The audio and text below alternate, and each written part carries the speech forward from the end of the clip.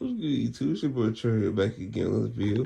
And yes, you see the title of the video. I'm going to be talking about the correlation from having a high usage and those players also being bad defenders, or folks using it as an excuse for them being bad defenders. So a couple of days ago, I saw a post on Twitter, and of course, they was talking about Luka defense again, how oh no. Actually, it was talking about Shea defense. It was a post about Shea defense, and I think a Luca fan maybe commented up under it and said like, "Oh, what a surprise! A high usage guard being a bad defender. Who would have thought that?"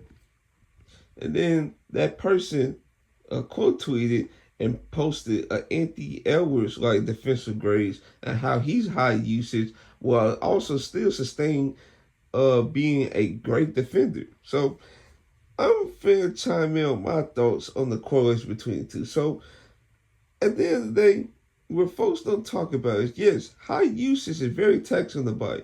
You basically have to be the center of defense's attention, while also being said defense attention.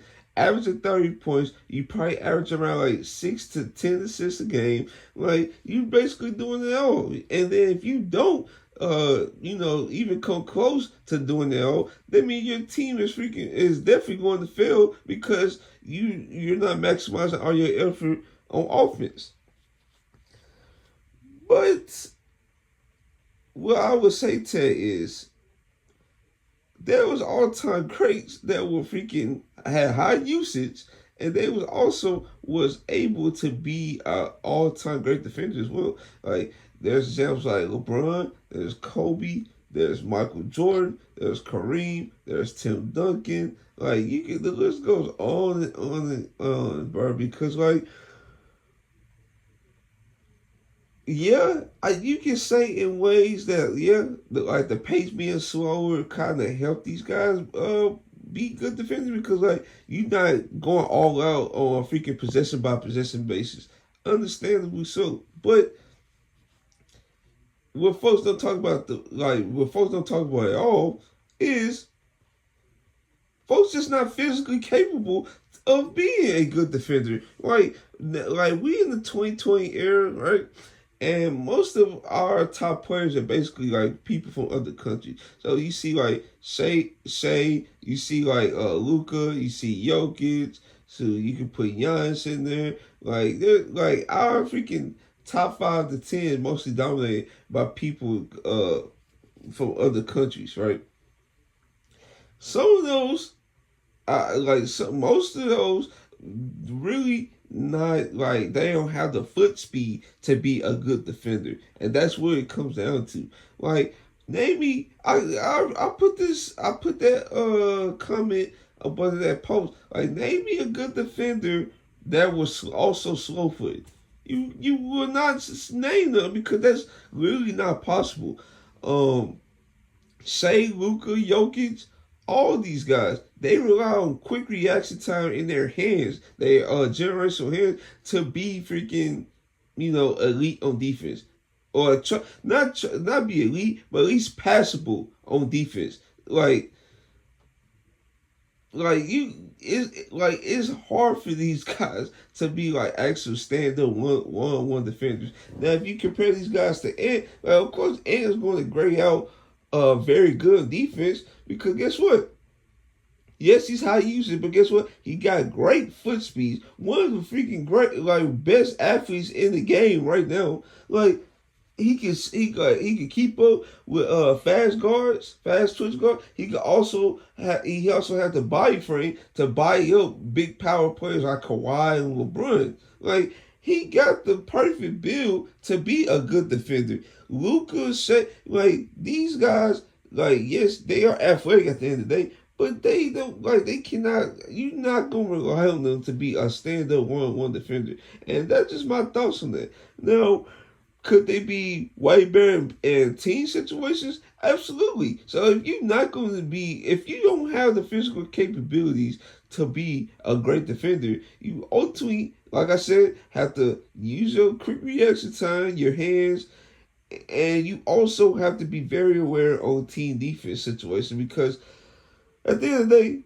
when I'm just gonna use the Nuggets because I see them use this scheme the most. Like when Jokic, like when they getting like dominate in like a, let's just say like a drop, like they'll switch from a drop to like a hedging defense, and sometimes they even switch. And then when they switch, they wait a couple seconds. They don't want if you can go right away because once you see a double team while a perimeter player like dribbling, like that's just easy pickings because it's already 4 out 1 in or 5 out spacing. So they can just swing, and you get open looks just like that. But no, what the Nuggets do is they wait till that person attack. When they saw like they about to attack, that's when they send a double. And I remember, like in the bubble, that's what the Lakers used to do. They used to like wait till James Harden look like he about to set up his move. Then they send a double take. They don't want like send a double team while he's look like he's actively like these players are actively looking for the help.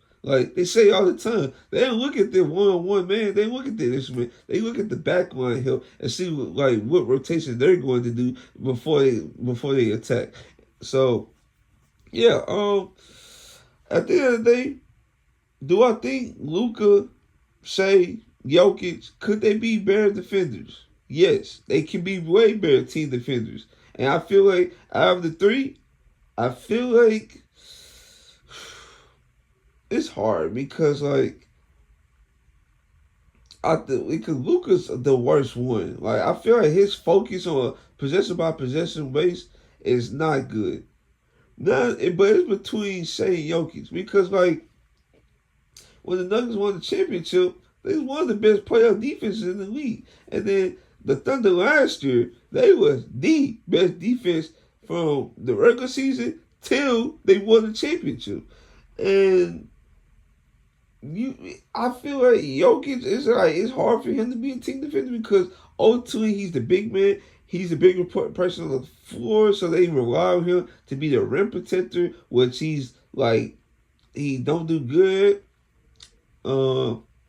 Shea on the other hand, I feel like he's able to like read passing lanes. Like he played the gaps very well, very well. I don't know. I'll probably just have to go with Shea on that one. But that just goes to show you how these guys rely on the team around them on defense compared to others. Like for example, like a team built around Jason Tatum, you don't really need that much because Jason Tatum one of the best like superstar defenders in the league. Who's another example? Like Giannis at his peak. Like he was one of the best defenders. Like one of the best defenders, and he didn't really need like a team surrounded of defenders to ultimately win, right? And let me see, is there another one? You can say LeBron James, for example, in his early days. And I feel like I'm probably missing a couple others. But yeah, those names come to mind. Like they don't need like a team full of defenders. Like look at Jokic and how the team is constructed. Like they trade for Aaron Gordon, okay. They picked up guys like Bruce Brown. Like they need to be. Oh, also they drafted guys like Peyton Watson. Like they drafted like defensive guys to surround Jokic because at the end of the day, they need that because like when Jokic comes up in the pick and roll, and then there's an easy drop up pass, they're gonna need Aaron Gordon and Peyton Watson to swap that stuff up out of there. So, and then with Shai Gilgeous-Alexander, for example, you see how they team constructed, bro. Besides Shai Gilgeous-Alexander, like who's the negative defender on this team or close negative defender on this team? Like the only guy that you can think of is really Isaiah Joe, maybe, and he be barely getting play time now because of AJ Mitchell breakout. Goes to show you because like look at this team construction. They have Lu Dort, they have J Dub, they have Chet, they have Isaiah Hartenstein. Who's the negative defender in that on that team, on that starting lineup? Then you go to the bench. Here come Caruso. Like, wow. Like it's just like a treasure chest of freaking good defenders. Soon as you it's like as you look, there's a treasure chest. It's like, oh well, Caruso coming in for Ludor. Okay.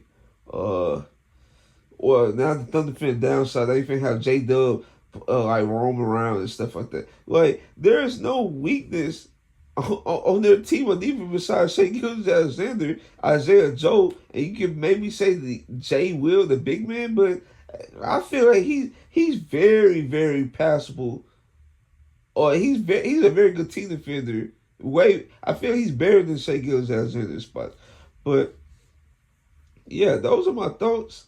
Uh, yeah, I just feel like these players are not physically gifted to be good defenders. And I feel like folks harping on them being bad defenders, it's like, okay, they're a bad defender. Oh, at the end of the day, what can they do to change that? Luka lost 30 pounds in the summer.